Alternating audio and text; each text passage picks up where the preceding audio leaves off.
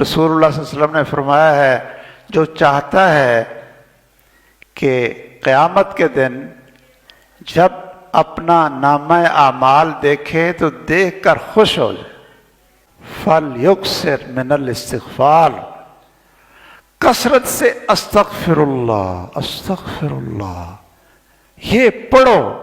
جب آپ نامہ اعمال میں استغفر اللہ دیکھیں گے کہ اس استغفر اللہ نے میرے بڑے بڑے گناہوں کو دھو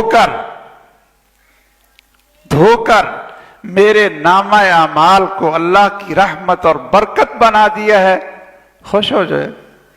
جب اللہ نے کہا اقرا کتابک کہ اپنی پوری زندگی کا رزلٹ دیکھ لو اور اس رزلٹ پر آگے جنت اور جہنم کے فیصلے ہوں گے، تو پھر انسان کا کیا بنے گا؟ دل دھڑک رہا ہوگا۔ سب سے خوفناک وقت یہی ہوگا،